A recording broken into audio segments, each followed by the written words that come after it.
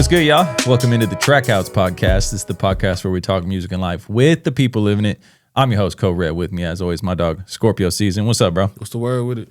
Check it out. Artists, engineers, producers, creatives in general. If they doing music, we want to talk to them. We drop every other Wednesday on all the platforms, so make sure you tap in so you know when we drop. We got a good one today. Our guest today is a singer, rapper, songwriter, and creative, known for his blending of hip-hop, R&B, and soul into a versatile cinematic sound.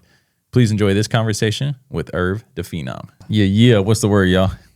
Irv Da PHENOM in the building. Appreciate you sliding, man. What's the deal? Yeah, appreciate you coming through, bro. For sure. Appreciate y'all having me, man. It's a nice, very nice studio here. You was throwing out some wine dot love when you pulled up to the building, bro. Yeah, phenomenal job. Appreciate it. Surprised you haven't been through here yet. Me too. Like it's crispy. It's very crispy. I've seen the one mic series y'all got, or what's the particular name to it? Yeah, actually live from the stew. Live from the Stew. Yeah, Yeah. I've seen the Live from the Stews, and I knew it looked dope, but like I came in and seen it, everything's like top of the line. It's Hey, crispy. appreciate it. We'll have to get you on that platform as well. That'd be an awesome performance. Let's do it. I got to start off this podcast though by asking y'all about this past week in Coachella. You know what I'm saying? Like, what were you guys seeing from Coachella that caught your eye, like set wise or what? I've started seeing these clips, and I realized I'm not industry enough to know what the hell's going on at Coachella. Like, it just hit me this year. I was like, I don't really care, to be honest with you. And it's like, oh, yeah, it's cool. It's just like, I'm not. I don't know. It's a lot of other stuff going on in the world right now. Absolutely, yeah. So when I see like, no shade to any of them, but like, oh, Justin Bieber, da-da-da. Yeah. Like, bruh, the president just said he was Jesus Christ. I don't, I don't care. But I did think like I do want to go to Coachella eventually, but I've never been. I'm a big festival person. I've been to tons of festivals, but I never have been to Coachella. Yeah. You performed at hella festivals, I'm sure. Yeah, Sure. For sure. What about you, Scarp? Did you notice anything from Coachella this past weekend? I didn't watch it like that. I didn't really watch any of it. But I seen like some of the conversations we be having, like talking about Justin Bieber versus Sabrina Carpenter and shit. And I'm just like, realistically, the way Justin Bieber had did his set, like they was upset because he just sat there and just played music. Yeah. Asked people what they want. Did he have clothes on this time or what? At least a hoodie. It's crazy. Okay, for sure. Yeah. He had to cover it up.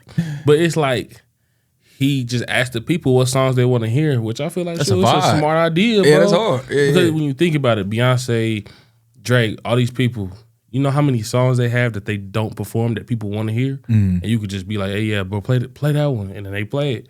They probably the first time he's ever performed some of these songs. That's actually a cold-blooded format, especially in this day and age where everything's hyper curated, hyper over the top produced. I think he's making a conscious decision to move more into that space, because when was it the Grammys where he came out and just draws the inside? guitar. Yeah. That was so hard because It was hard, bro. There's no need for the extras, bro. Like, let's really get back to the concept of the song. Right. It's just him and the song. I don't need antics. I don't need a storyline. I don't need a whole thing. It's just I sing this song really well, and it's a relatable song. Check this out. Boom. Yeah, You know what I for mean? sure. So I like that. He brought open mic night to Coachella, which is kind of crazy. Yep. How do you guys, like, how does that pertain then to the price point? You know what I'm saying? So, like, if I'm not going to witness a huge production, I'm strictly paying that, like, $1,200 price tag or whatever it was this year just for the music? Or, like, do you think that should come with some sort of production? You know what I'm saying? Depending on the artist. Yeah, Like, facts. I think that with Justin Bieber doing what he just did, from what y'all say, like, he just came out and did that, that's a moment that you don't, it's a priceless moment. You know what I'm saying? And smart on his end, because it costs a lot of money to put these shows on. And as the artist, sometimes you're not recouping because your production budget was so big, the dancers, the lights, the pyro, everything, right? He's reached a point now where it's like, I'm actually going to keep this whole bag. Not the whole bag, because you got to still pay a lot of people. But Right. production-wise, I don't have to pay for all that stuff. So I get to keep this big chunk of this show money and give y'all a stripped-down show, and you love it. Yeah. So it's kind of brilliant.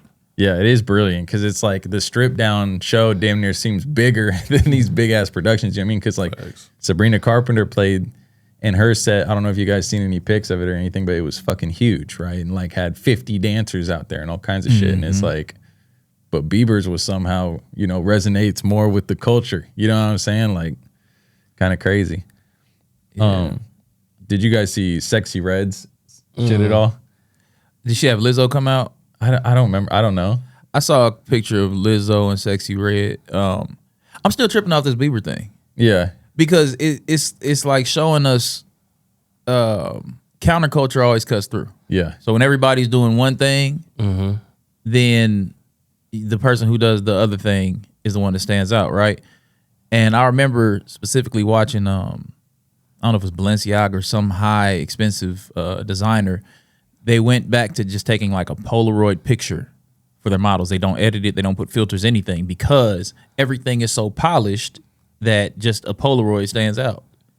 So that's funny. I think artists should really take notes. Yeah. Because Facts. AI is like, I think an artist should put out an album with no reverb, no auto-tune, nothing. Just all one takes, acoustic. And I think Justin Bieber's really onto something with this. Yeah. And I mean, like, what you're saying too, where it's like just stripping it back to just the music. It's like you can't hide behind a production and shit. At that point, his art is standing on its own. You know what I mean? And all the fans love it. Just that. You know what I mean? Like, Yeah, because when you start talking about Sabrina Carpenter and all that, I've just felt my mind automatically just turn off. yeah. Like, because I've seen that a million times. Like, yeah, when you said the Sexy Red, again, mine turned off. Yeah. Because you know what it is, just a bunch of whatever. It's just, Loud shit. yeah, it's just Over, loud yeah. and over the top. I've seen that so much. There's nothing you can do that's a spectacle anymore except be zen Yeah. and grounded. Yeah. And it's not a spectacle. It's a return to just like normalcy. Yeah. And in this world right now where everything's chaotic, we want that so bad. Like, that's crazy. Yeah. When you look back at like Woodstock or something, right? Like these OG festivals that are legendary, it was like literally just the most boring ass stage you can imagine. You know what I mean? And then like a million people. And Just that's where smelly and tripping balls off that. Yeah. Just and that's tight. but it was just the music, you know what I mean? It was about the music, you know what I mean? Yeah. The reason I brought up Sexy Red is because her stage design had a big ass St. Louis arch on it, which I thought was hard. You know That's what I'm gangster. saying? That is Fire. hard. Midwest. So I wanted to ask you, if you got your hands on a Coachella budget for a stage design, what could you throw on that to represent you or KC? You know what I'm saying? Mine would be multi-sensory. So it would be actually a menu and a pairing list that goes along with each song I do. And it would be like where you're tasting something while experiencing the music. There would be like slight fragrance in the air. It'll be a whole thing where it's beyond just like, because again, we've seen the dancers. Michael Jackson has already existed. Yeah. You're not about to outstage Michael Jackson. You know what I'm Yeah. saying? Kanye is literally performing on top of the globe, which is Yeah. amazing. I Yeah. love Kanye's new setup. But yeah, I think it'll be something that's just multi-sensory, where it's like I'll give you things to touch, things to eat, things to, you know what I'm saying? So you're getting the whole experience on each song. Okay. So how would that work though? You would have to like give like goodie bags when people walk in of Yeah. shit that they could like eat this. You get a cue like eat item It'll be a number 3 menu. or some That'd shit. be Yeah. fire. Yeah. That's dope. Yeah. Yeah. So remember, we all heard it first. I'm here to just make the world a better place with ideas. Yeah. Fire. They got movies like that. Like there's theaters in like LA or something. They do something similar. They're very distracting. I'll try to like the 5D, the seats move. I saw Ninja Turtles that way. Yeah. And like if somebody's shooting, then you hear like air blow out past you and strobe lights around the screen. It's Yeah. just distracting to me though. I feel Yeah. it. But yeah, I think it can be done in a dope way though. Yeah. Yeah. We've seen Sphere now where it's like seems like it's in 3D because it like goes over you, the screen, you know what I mean? So it's like That's how I saw Bad Boys. It was super dope. The screen was kind of like wrapped around. that's crazy. It's Have like you seen was the in newest movie. Bad Boys movie? Uh-uh. Oh man, the cinematography is crazy, and you could tell like there's a young dude that's behind it because it feels like the best Instagram action edits. You ever see the guys that are like stunt fighters? Mm-hmm. You could tell it's that style. Yeah. And it was on the big wraparound screen. It was crazy. I'm gonna have to peep. Scorp, what about you? If you had like a Coachella budget, what's your stage looking like, bro? Depends on what route I'm going. Like, it depends on where I'm at head wise. Because like it would be fire to like bring like a classroom to the whole stage and like even if we were to put like a like Wyandotte like in the background type shit, Like and then, Wyandotte High? have it like the doors open and shit, like school just got out or something, and then we just walking through like the day. how everything plays out after school or some shit. Because that's always where I place myself in my mind sometimes a lot when I'm making music. I don't know why. But something like that. That'd be hard. Cool. It'd be fire. So like your stage would be like different parts of the school day or like different gym class or some shit. Low key like breaking down like how my day went as a child. I feel like would be how that shit would be. That'd be hella hard. That's fire. Yeah. So like when it comes to Coachella though, is it like just a status symbol to pull up to that shit at this point? You know what I'm saying? Or is it really about It made me feel a little poor. I'm not gonna lie. Every time I see Coachella, I'm like, the fact that I don't even think about Coachella, is it because I'm subconsciously like, I'm not paying for that shit. Right. If I don't have somebody who's gonna hook me up, I'm just like, I'm not about to. And then if I go, I don't want to be in the crowd. Like I think so. I really do think it's are you rich enough to go to Coachella? Right. Like, and like flex about it online. You know what I mean? Like that's kind of what it boils down to. Because we see like, you know, venues in cities struggling, but this thing is crazy expensive and sold out. You know what I mean? And the people you always see in the pictures are like the Kardashians and the socialites, and it's the Hunger Games Music Festival. It really is. It really is. Scorp, you got a show coming up though. Why don't you tell us a little bit about your show coming up? Yeah, I got a show coming up April 25th, A Night and Forever. It's for my project that I just released, just recently dropped. It's gonna be real dope. Everything's gonna be real centered around art. It's gonna be fire. Everybody that's attending, we're telling them to pull up like as artistically as they can, like whimsical outfits or whatever it is that they want, and to just come out and vibe, just enjoy the music. Kind of like what we were saying, enjoy the music, enjoy art in itself. It's not too much about, oh, let's party. Like, of course we're gonna party, have a good time, but like really feel good and just. I like my nigga use the word whimsy. I'm there. I'm coming for the whimsy. I want to see. I also like seeing what other people's whimsy is like. I'm going. Yeah, get crazy. That's tight. It's like you inviting people to wear a certain, you know, aesthetic to your show. That's already creating some sort of like immersive experience a little bit. You know what I'm saying? For sure. So that's cool. 100%. Irv, as somebody that has performed a bunch, you said you've hit festival stages, all that. What can you kind of advice can you offer Scorp, who has played some shows, but he's still like in the early stages of a live career? I think you're doing the right thing with what you just explained, where you're inviting people to come as their most authentic self.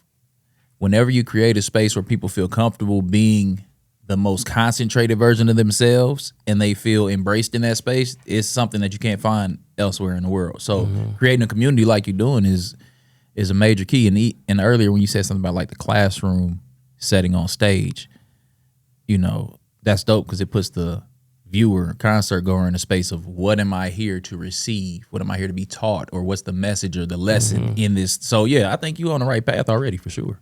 Just keep doing that. Appreciate that for sure.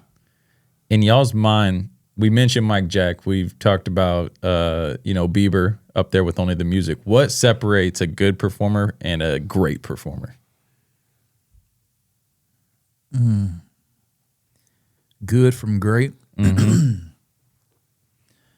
I think a great performer has their finger on the pulse of the world around them and their finger on the pulse of how their listenership views themselves in the context of the world around them.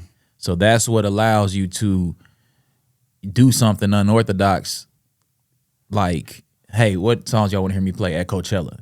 You know what I mean? Because again, there's an understanding of like, yeah, I can come up here and have lights and dancers and all that stuff, but is that what you need from me right now? What do you look to me for? Also self-awareness as an artist. So I think a great artist knows themselves, knows the world around them, and knows how to connect the two with the audience. So sometimes it's not even about the dancing or singing or technical ability. I think it's just empathy, a certain level of empathy and understanding of your art and how to infuse it. Yeah. It's almost like you're saying, like in the context of the culture, where does your show fit in and how are you making your mark on that moment? You might be the escape. Fit? You might be the escape from reality. You might be the revolutionary voice. You might be the encouragement. You might be the healer. You might be the warrior. And you could be all those things, but knowing when to be them for your base is a big thing. You know, that's the difference between an album coming out and being fire, but nobody talks about it anymore because it came out at the wrong time because you didn't know when to give your base what version of you. Yeah. So You said whimsy. Is that where your mindset is at right now? Like you want to just be a place where people can like feel free of all the bullshit you're saying and just have fun? Nah, I wish I could. That's why what he said appealed to me because it's like I could use some whimsy. You know what I'm saying? I'm in more of a, I'm in a different space right now. I'm looking at the world around me and equipping myself and those around me, those part of my community to be prepared and to be aware. So whenever I hear somebody say whimsy, that hits different because I'm like, damn, I could use just you know what I'm saying? An escape where we just enjoy the music for a little bit. So, but I'm in a different space right now. I feel you. What, in your opinion, separates a good performer from a great performer? I feel like a great performer really like tries to connect to the audience and give them something that they can like take with them forever. You know what I'm saying? Like an experience. It feels like something. It doesn't feel like, and I feel like a good performer. Hold on, I went too fast. So like a lot of shows nowadays, like they'll just get up there, like rap shows. It'll just be get up there, get up off the mic. You know what I'm saying? Get off the stage. That can be good. Like you can be good at that. But like to be great, it's like you gotta like really feed the mind of whoever is in your crowd. You know what I'm saying? Like whether that be a message or just like you said, give them a break from whatever it is they're dealing with, just a feeling. Like let them enjoy that moment with you rather than just be like, oh yeah, he came over here just to let us see him get off stage right quick, collect his bag. Yeah. What's funny about being a performer and you do different cities, you also have different crowds. Because I remember when you're on tour, sometimes you might be, let's say you're a support act for a bigger artist. And their base, you're performing for their base predominantly. And they don't know you. So sometimes it's like they'll just be in the crowd just like staring at you. Like they're not really interacting because they've never heard the music before. But they're like fixated on you. And I remember they used to kind of mess me up sometimes like early on because I'm like, I say, make some noise. They go, ah. But then it's just back to like, and then like I perform with like Cottonmouth Kings or something, and their fan base is stoners. So I'm like, well, maybe they're really baked. But sometimes they're just watching you and taking you in. You know what I mean? So it goes back to that great performer. A great performer learns to see the difference between are they vibing with me or are they just observing? And that's where those little spaces in between the songs, because sometimes you make a fan in between the songs. It's the little jokes you tell in between records, the stories you do in between. And then sometimes you just trying to take heads off because you only got a 15-minute set. So you back to back to back. I've done shows where it just felt like I came here to destroy everything and not say a single word to y'all. And then make fans off that. Then I've had some where I just sit and joke and I feel like I damn near did a stand-up set in between the thing, but it's just reading people. You know what I mean? A lot of times you just read the people and they're going to tell you what they are looking for in that moment. So when you're hitting them like back to back to back, how important is the set order then to you at your shows? Like how much thought do you put in this is my set list tonight, or like I'm gonna hit them in this order? As a multidisciplined artist, it gets easier but also trickier. So number one, I figure out who am I performing in front of? Who am I on tour with? And then it makes it easier. And I just know like, with analytics and data, it's pretty easy because I can see this has always been my number one listened to song. I got to do that. So, again, I'm big on just the energy and the context of the show. So sometimes it might just be the hottest records if I know the crowd's not that familiar with me. But if it's my crowd, then it's going to play different. But I think you should always come in either catching people off guard with something they've never seen before or high energy. And I think you should leave, again, high energy or like something that resonates deeply to where they're thinking or you hit them in the heart. Yeah. And I think everything in between is just however the artist, deems they should go about it. So your ideal set would be like somewhat of a roller coaster of like up and down feel? Yeah, I think a roller coaster's a good way to do it. Like I think it should be a ride. Yeah. They should be happy and sad and turned up. It depends on how long your set is, though. Yeah. And then you got artists. I've seen like Nelly perform Tacos and Tequila, and we just watched him go hit after hit after hit after hit. So it changes as you evolve and who your base is. Because like in Kansas City, I could do a show where they just like, oh man, he did, and then. But then if I do like a show in New York where everybody's not as familiar, then I got to take them on that ride. You know what I'm saying? So it depends on who's your base, who's your crowd, all that. Yeah. That was going to be my next question was, as somebody that like yourself that has like an established catalog, and Scorp, you got some songs that are becoming fan favorites now too. Mm-hmm. How are you deciding like to a new crowd to play the stuff that you're known for and that new stuff that you want to present like now? You know what I'm saying? I'll just use Kansas City for it. In Kansas City, I know if I'm doing a show during football season, I have to do red and yellow. Yeah. You know what I mean? Like, and it feels different performing it because there's an energy in the city. This song represents a certain thing.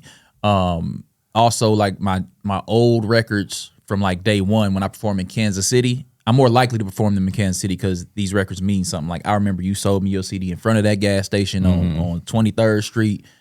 They hit different in KC, so it's just a matter of again, it all goes back to where you are, whenever you performing. That's what you asked me, right? Yeah. So let's say you're like out in Cali with a crowd that has probably not heard much of you. How are you going to hit them between your hits and your new shit, like, or the shit that you want to push yourself? They got to feel you. Yeah. They got to feel you, and it could be, hey, whatever's going on in the world, some pop culture shit, make a reference. There's this thing that artists used to do all the time back in the day, like, "Oh, Let's Do It" came out. So they would stop in the middle of their set and play "Oh, Let's Do It" to turn the crowd up. Mm-hmm. But I watched so many artists turn the crowd up for that and then lose them right after. Mm-hmm. You know what I'm saying? It's like an easy way to do it is like, all right, everybody know "Oh, Let's Do It." Freestyle over "Oh, Let's Do It." Mm-hmm. Okay, cool. I like how he did that. So you take something they know and then introduce yourself in that way. Mm-hmm. Or you can tell stories. It's if they don't know you, you need to make them feel you first. Yeah. You know what I'm saying? Because we could hear good music anywhere. Anybody could find a dope-ass song or see a dope-ass performance, but what is it about you that they about to be like, okay, damn, I never heard that. I never heard nobody brave enough to just say that out loud and keep it real. You know what I'm saying? So just make them feel you. Yeah. When you are on tour or when you do tour, do you stick to the same set every night or do you like to switch it up? It depends on tour, but normally it was you can become a robot on tour.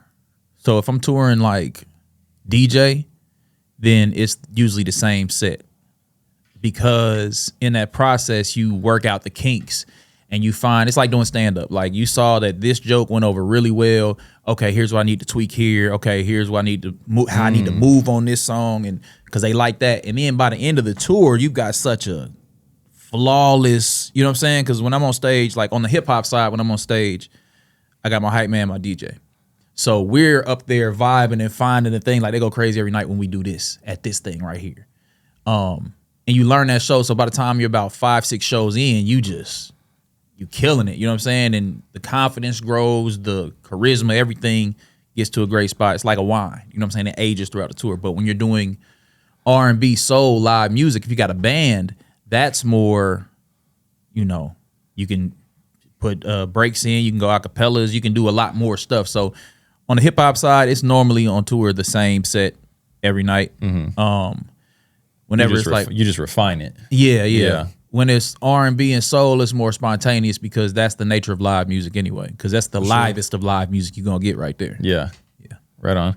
It's almost like a baseball team or a basketball team. You know what I'm saying? Like, give me like 8, 9, 10 games before we know where we really at with it. You know what I mean? Like the set. You know. And you cut songs sometimes too. That's another thing. You might have a record in there that you thought was gonna go crazy, but it's like either they don't know the record like that yet, or you might not feel good performing it. There's some stuff that you like. I don't like that energy. I don't want to say that. I don't want to do this, or you know what I mean. It's a lot of stuff. There's some songs that I have that I don't like performing. Yeah, because it's a great song, but it's just like when I wrote this song, I was in a certain headspace. Yeah, and I don't want to create an energetic field of y'all chanting this energy that I did. You know what I'm saying? It's like I ain't trying to hear that right now. That's part of why I kind of chilled on tour for a little bit because it was a particular tour where I realized I was up there doing more than just performing and making songs. You know what I'm saying? Okay. So that got a certain weight and awareness to where it's like, okay, you have to be very intentional what you say on the mic and performing, especially because, you know, not to get too crazy, but like you are sending out an energy already and you have a bunch of people tuning into that same frequency and chanting the same thing, amplifying the energy. So it's like, what do you want them saying back to you? What do you want them singing along with and putting their intention into with you? So, yeah. That's crazy. Think of it like that. They say, like, I've heard, like, you know, the power in the just chanting. You know what I mean? So what you say is, like, not on a nightly basis, that energy, you know? I'm like that, like, with making music, too. That's why I don't make music with a lot of people, because a lot of people don't think like that. Like, what you say into these, like, my early music, you know my early music. Like, the type of shit I was talking about was what people would interact with me with. You know what I'm saying? That's what would come back to me. I'm like, that's not me at all. Like, I would make music that just sound good because I was good at it, but the energy that I would be met with because of the type of music I made, I'm like, nah, I can't. Like, I really got to authentically be me. That's why when people always ask me, like, I don't know how you get your music sound like that. Just be you. Like, that's the best thing I could tell you to do. Like, whatever you want to be presented as, what you want to be met with, like, it's best you put that out. Absolutely. You are manifesting a reality. The first time I heard Get Rich or Die Trying, I was in like 8th grade. I went in the bathroom and like, cause in my house, there's no way I was gonna be able to listen to like 50 Cent, you know what I'm saying? I had my CD with the headphones, went in there, listened to it. And I remember just getting lost in this movie that 50 was putting, you know what I'm saying, putting in front of me. But I also look back on my teenage years and I was wild. I was doing a lot of stuff that I know I was influenced by the music I was listening to, you know what I'm saying? Because it was, your mental diet is just like your physical diet. You know what I'm saying? If you eat a bunch of garbage, it will reflect. If you take a lot of garbage in mentally, it reflects. So being that, like you said, as that artist, not only do I not want you coming to me with energy that I don't want to receive in real life, but the accountability that you had to be like, why am I putting this out? Why am I giving them this idea of how to interact? Like, what if I said, I don't know, we could come up with some new slang that they had never heard before, and when somebody comes and greets you with the slang, well, I got it from you. You know what I'm saying? So it's just like you have to be aware of, or you don't have to, because this only applies if you are in that space. Some people live their whole life musically talented, cold-blooded performer. They just don't think this way. And that's cool too. You know what I'm saying? But once you know, you can't go back. You know what I'm saying? Like once you understand, you can never revert to, because you know whenever you're receiving something you put out. Thanks. So you intentionally now like push for good vibes at your show in that regard? Like that's the energy you want to put out and give back, just like good energy? Yeah, always, for sure. Honest energy though, honest, too. That's honest is a good word. Because I don't like the idea of like, you know, I grew up in the church. So I understand like when the choir get up there and sing, and when you leave that church with that glow, you feel like I'm ready for the week. I've been cleansed. My mind is good. I want people to leave my show feeling like how I feel when I leave church. You know what I'm saying? I want to feel empowered. I want to feel stronger. I want to feel healed. I feel like healing is a huge part of what we can do as artists that people don't tend to lean into as much, because I don't care if you're the most gangster, cold-blooded killer rapper ever, you are more likely to have the ability to heal your listener than you are some flower guitar playing, you know, hippie. Somebody who really came from something. That's who could really heal, because that's the people that need the most healing. People who could relate to where you come from. So, you know, good vibes in the sense of you see how it was overcome. You see your power. But the whole time, it ain't going to always be flowers and sunshine and all that, because I'm going to keep it real. Yeah. So, but ultimately, yeah, I want it to be something that makes people feel stronger after they come to a show. Yeah. And like you said, too, with keeping the music honest to begin with, it's just like that's when people can see themselves in you, is when it's 100% honest. You know what I'm saying? What would you say is your most challenging song to perform live, though? And I want to get your answer on that, too. It depends on where it's placed. Okay, it goes back to your question about set list. The placement of certain songs in your set especially if you sing and rap and you like rap fast like I do, and it's a lot going on. So if I place the wrong song at the wrong place in my set, then it's gonna be tough to be hitting every syllable crispy really fast and breathing and moving. You know what I'm saying? So it's about timing. You know what your breath control is like. So it's any song I place in the wrong part of my set. You know what I'm saying? And then vocally, if I'm singing, I don't want to play something that requires a high falsetto after something where I was just screaming, and you know what I'm saying? You got to be very strategic at where you place the songs. So anything that's placed in the wrong part of my set is going to be difficult. Yeah. So if we was to go see a Irv show today, is it going to be a mixture of the rap stuff and the R&B stuff, or you'd kind of do like two different sets you do? I do a mix set. I do an R&B set if it's an R&B show. I do a hip hop set. It's again, if I did a show with like I don't know, like a whatever, just name any R&B act. If I did a show with Chris Brown, it would probably be some rap, some R&B, because his bass gets that. If it's just one of my shows, I do both. Yeah. If I'm booked to do specifically like, hey, we want you to do this acoustic Valentine's Day show, and it's called Ladies Night Out, I'm not about to be up there rapping, boom, bapping. You know what I'm saying? Like, it's gonna be a little verse, a little fly player verse in one of my R&B songs, but it ain't gonna be like hardcore. If I'm on tour with Kendrick, I'm probably gonna be 80% rap, 20% singing, because I know he's got a soulful hip hop bass. Yeah, for sure.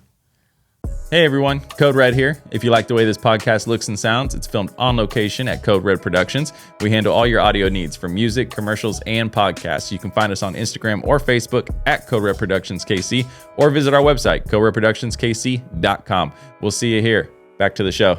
What would you say is your most difficult song to perform live? My answer probably gonna change because I'm really like, it's my first time getting like back into like doing shows regularly. But I'd probably say at one point it was Early. I hated performing that song. Like, the song was great. Well, I've learned a lot about like performances now, just from like going to shows now. The way you record a song in the studio might not be how you perform that mug at a show. Whether that be the tempo or the key of the song, you might pull some instruments out. Like, Early, when I was performing at the time, I recorded it in a very low tone. It's not easy for me to just sing like that very low because my voice tends to go higher when I'm singing. So now I'm like, in my head, I'm like, damn, I probably should have pitched that song up a few semitones, and then I probably would have been straight. So at the time it was Early just because of where it was recorded. But now I know how to like cater a song for a performance now. For sure. Yeah. They say you shouldn't record anything you can't do live. So like a lot of times rappers go in and they'll be and punch in. Like, bro, where's your breath at? Because on stage, you're going to need to take a breath. Yeah. So if you can't do it in the studio, you should never record it unless you plan on never performing the song. Yeah. I mean, I think we've definitely moved into that territory with a lot of new artists is they have so much more studio experience than the live experience. I don't think like that. You know what I'm saying? They just think I'm going to just try to make this as cool as I can in the studio without even a thought going towards the live performance, you know?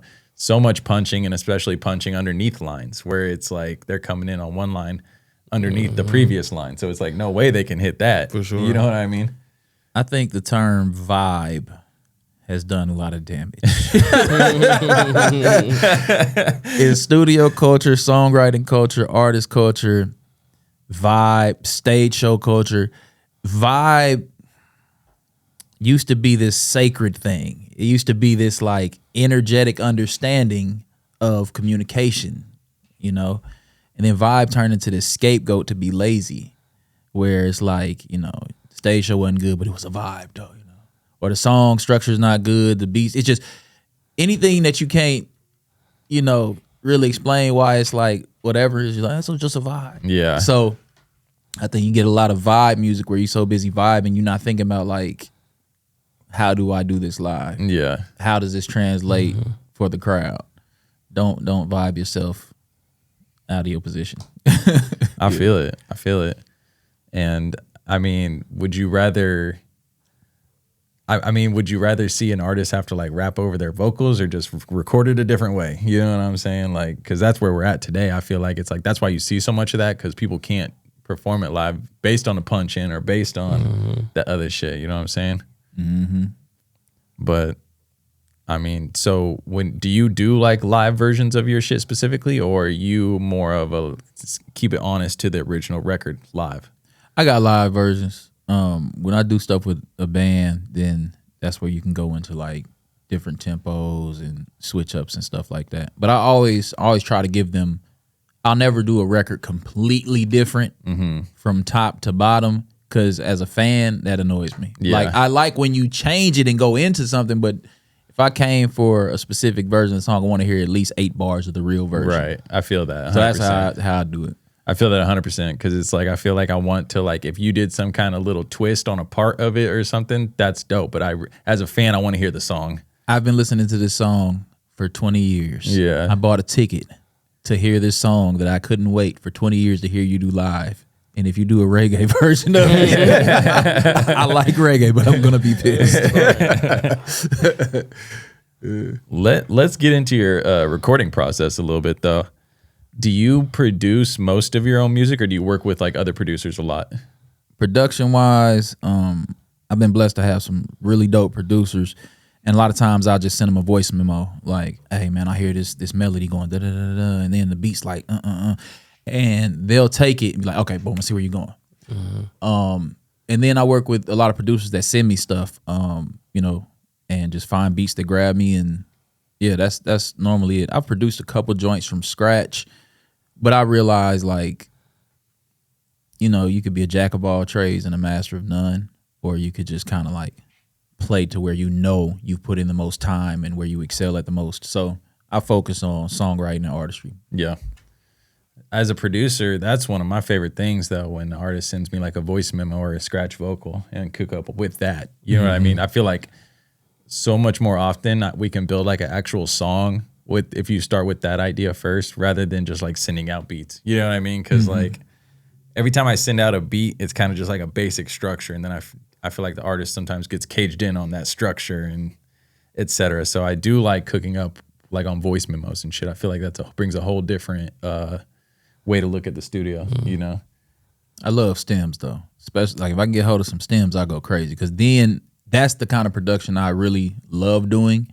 Is, let's say I have a producer that sent me the stems, that's where I'm gonna be able to go in, add live instrumentation, put drops, or like, because sometimes there'll be something that the producer has in the beat and it's way quiet, way tucked. I'm like, bro, this is it for real. You know what I'm saying? And when I have a producer that trusts me to be able to do that, and because some people are like, oh, you butchered my beat. You ever hear the story about the UGK and Outkast song? Which international? Yeah. Pimp C hated the fact that Andre 3000 dropped the beat. Oh, yeah. He was like, he ruined his beat, but when it came out, it was like, bro, that was fire. Yeah, that's the whole song, basically. That's what it's about. It's about, like, I trust you're dope at what you do. You trust I'm dope at what I do. That's why we're working together. Yeah. And you just let each other, you know, just try stuff, and that's where you get the best music. Yeah. Are you like, let's take a project, for instance, like if you're working on, like, let's say Big Lover, did you like, it's so like cinematic and there's like acts and everything in it. Is it like you cooked that with intentionality to start, or it kind of came together as you kept creating? I wanted it to be cinematic. I knew I wanted it to be a movie. So I knew I was going to have the skits, because I want this to be the most of a ride that anybody's ever been on listening to an Irv Da PHENOM project. So I kind of knew going into it that I wanted to be cinematic, and I wanted to, because I was focusing on like really honoring R&B, and one of my favorite things on R&B was the interludes on like Jodeci albums. So I found like a happy medium where you have the actors and you have the dope instrumentation. Shout out to Kevin Church Johnson coming in and just like laying these bass lines and like real moody licks that also prepare the listener to go into this next record, because I've subconsciously had this certain bass line going that's going to put you, like, bring you down or lift you up on the way to the next record. So yeah, it was intentional. And so in your opinion then, in general, like, what is some things that you can do to like make a project more cohesive, like versus like just sound like a playlist, or like, I don't know, not to say mixtapes aren't cohesive, but sometimes a collection of songs is just put out as a mixtape. What are some things artists should do to make their projects more cohesive? For me, it's like paying attention to, and it's funny that I say that because I don't make music like that, but when I make a project, I do. Make sure that the theme of the songs like tied together. Like make sure that you can tell a story with your songs. Like you can break down what happened in each song. But I don't make it like that. Like I just make random songs, like depending on what I'm feeling. And then once I have like enough songs, I'll be like, okay, it's almost like I'm writing a bunch of short stories. And I'm like, okay, which of these stories can fit together into this book? You feel me? Like that's what I say. Just like make sure that the story makes sense. You found a theme in them. Yep. Another way I liked was the Watch the Throne album. They had this reoccurring dun dun dun dun dun dun, and it happened about 2-3 times throughout the album. So even though the songs will branch off in different things, you come back to this like interlude space of like you're almost like in this waiting room. You know what I mean? So I think creating a world makes things cohesive. On Big Lover, the phrase "I love you" is in every one of those skits, but it's used differently. So it's like sometimes finding that theme is something you could do. If the album's all over the place sonically, just have a reoccurring theme or a reoccurring sound, I think could help too. Yeah. That kind of reminds me of like Midnight Marauders by Tribe, and that voice that always comes in throughout the album. And it's like, you know, people listen to their music at night. You know, that voice I'm It's talking like your about. tour guide or something. Yeah. Ron. Yeah. He has this voice. If you go back and listen to Ron, Kansas City legend. Now I love that he would do this. And it was like, okay, da da da da da da da da, and then it goes to the next song, almost like a mixtape, but it's like an alter ego. Yeah. That pops in and screams something. Where you got Ron is real cool, collected, laid back, but then this screaming voice comes in, like the mixtape DJ almost. You know what I'm saying? Yeah. So sometimes you can create, like you said, this tour guide that walks you through the album. Yeah. For sure. It's like, I know that last song was crazy, but I'm still here. Stick with me. You know what I mean? That could be dope too. Did y'all listen to Zeph France's new EP or project? Yes. He has a sort of tour guide thing going on in there too. Yeah. Like Yeah. the narration. Yeah. That's dope. It's pretty dope.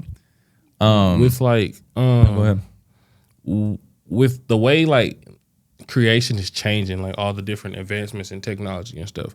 From when you started music to now, what do you like now and that you don't like now about like the creation of it? Like what's changed? Like is it as fun as it used to be, or is it something that's been milked away? It's always been hella fun. Like what the new technology and new software, I don't think ever changes how an artist enjoys what they do. You know what I mean? Either they embrace it and integrate it or they don't. And for me, I got my start, you know, at my parents' house, go in the closet with an inbox. And that's how I learned. I still do the same thing, except it's not a closet anymore. I got a real setup. And I'm doing the same thing I've been doing. But when it comes to taking it to the producer or my mixing engineer, I love that they have, you know, shout out Jazz, shout out work with Steve, Joe, like all the people that be like, yo, this new whoop plug in, and I'll be like, cool, and they show me what it does. Then next time I come, hey, put the whoop plug in on it. So I do think that's dope. And then AI, I know there's like the AI conversation. I don't really like AI at all in the music space, except for when somebody showed me the way that you can make samples with AI that don't actually exist. For sure. And it's not saying anything. You're just like, I just want it in this key. I want it raspy. I want da-da-da-da. And I can see how that's dope where you don't have to jump through the hoops. Excuse me. Through the hoops of clearance. But the only thing I don't like is you could be like, give me a Michael Jackson style. And Michael Jackson not getting paid for that. For sure. Yeah. So that would be the thing I don't like is like, you know, somebody could be like, give me a such and such style sample and not have to pay the person. Because if you're on the other end of it, you know, it's kind of whack. What's something like that you see happening like now, like let's say specifically Kansas City, what's something that you see happening now in the music scene that you like that just wasn't happening before? How old are you? I'm 25. 25. Okay, so you like 10 or so years younger. So I think your generation, like I see you and TC and Ashawn and what's my boy? He's done a live performance in here too. Real Chief? Rio. Ontario. Yeah. He did a show with me. Super dope dude.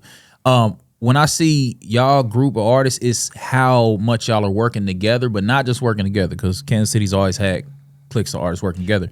It's the understanding that y'all understand the concept of just go do it. Go put the video out.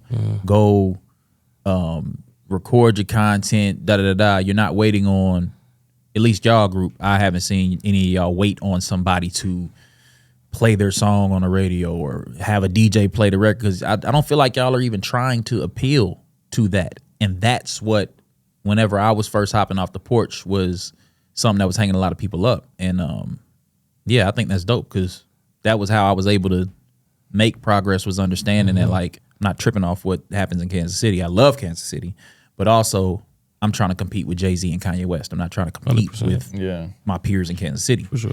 And when I look at y'all stuff, I feel like y'all get that. And I think that's why I'm seeing y'all making so much progress, because y'all are competing on a global level. For sure. I appreciate that.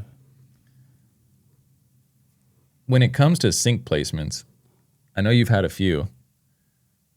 Are there certain, like, when you're cooking up songs, do you ever think, like, I want this to be like a sync style song, like with tempo or theme or anything like that? Never. Never.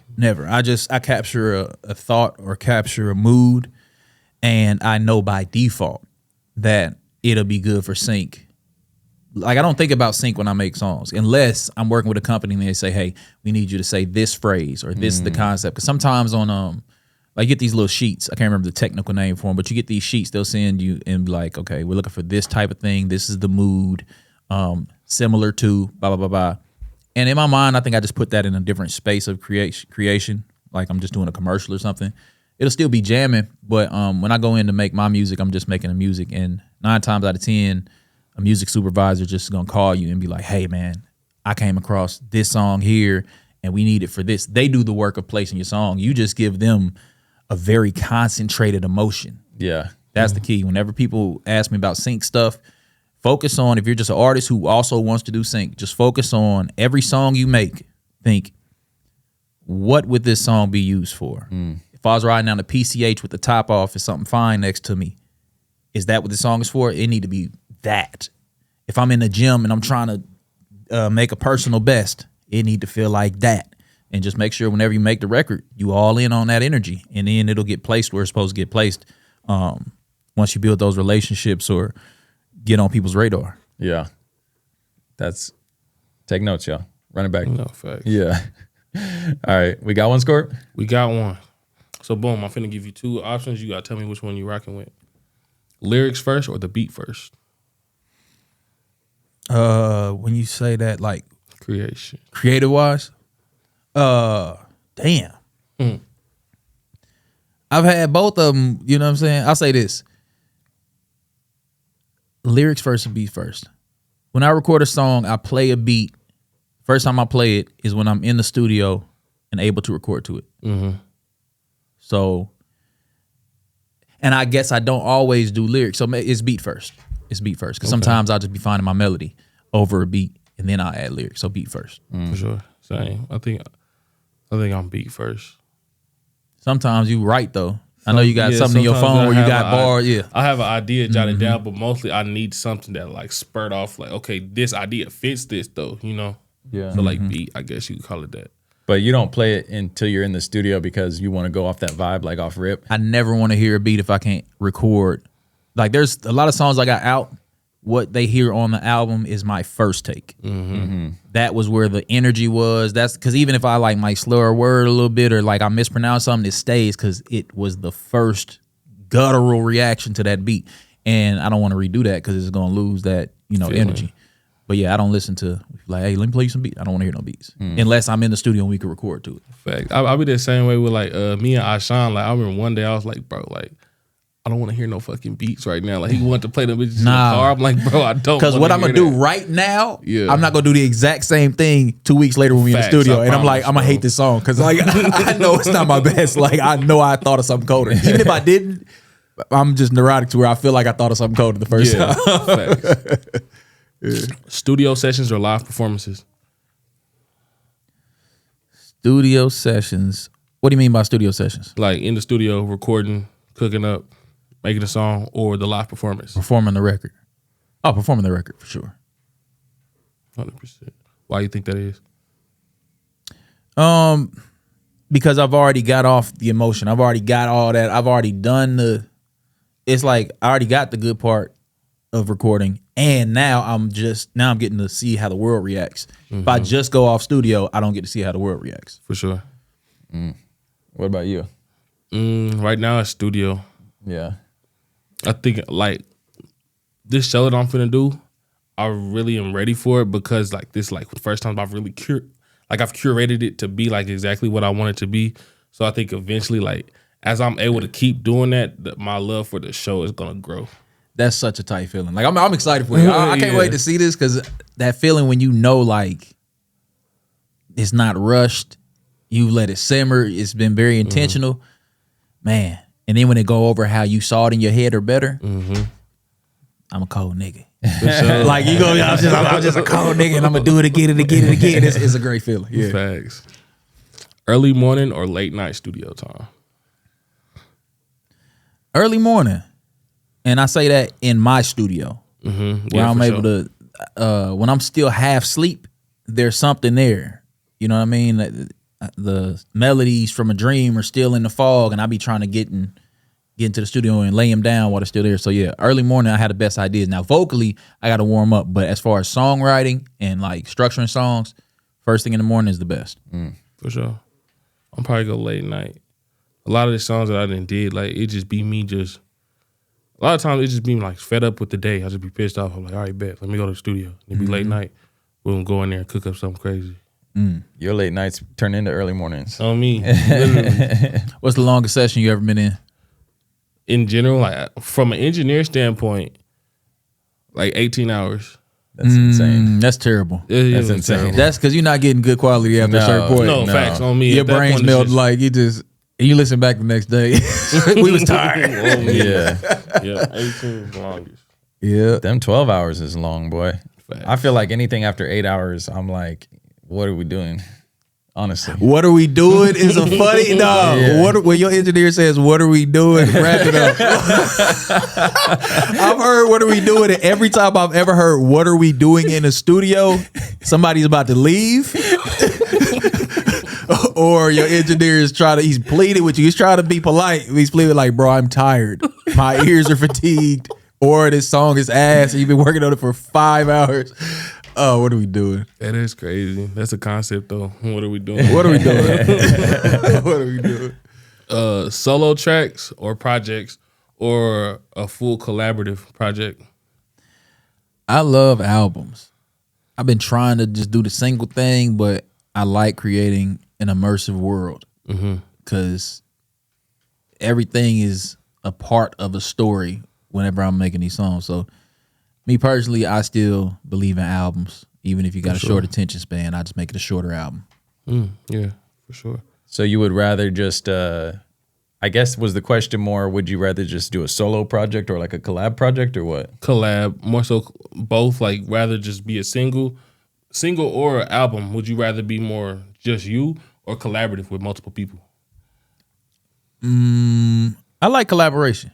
I think the best music comes out of collaboration. Yeah. For sure. What about you? I like collaboration to an extent.